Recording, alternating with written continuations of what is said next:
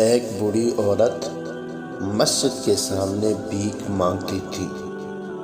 ایک شخص نے اس سے پوچھا کہ کیا آپ کا کوئی بیٹا کمانے کے قابل نہیں ہے؟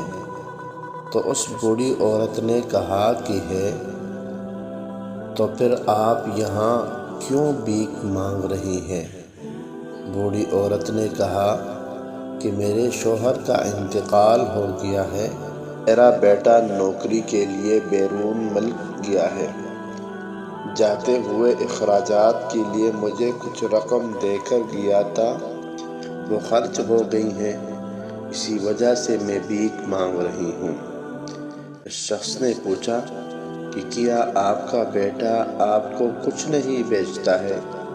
بوڑھی عورت نے کہا، میرا بیٹا ہر ماہ رنگا رنگ کاغذ بیچتا ہے، جس سے میں گھر میں دیوار پر چپکا کر رکھتی ہوں۔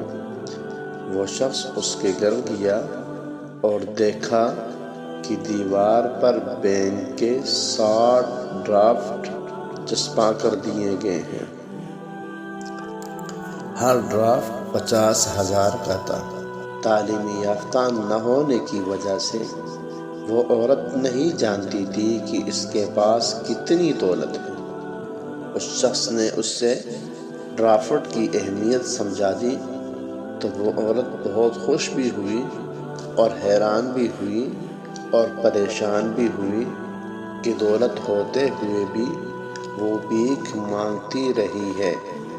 ہماری حالت بھی اس بوڑھی عورت کی طرح ہے۔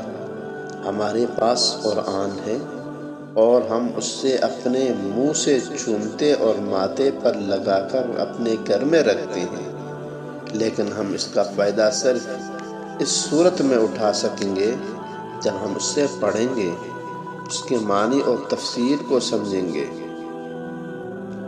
اور اس کو اپنی عملی زندگی میں لے آئیں گے۔ تب ہی انشاءاللہ ہماری دنیا اور اس کے بعد کی زندگی دونوں بہتر ہوگی۔ بہت بڑا خزانہ ہمارے پاس موجود ہے، لیکن ہماری جہالت کی وجہ سے اس میں چھپے انعامات سے آج ہم سب محروم ہیں۔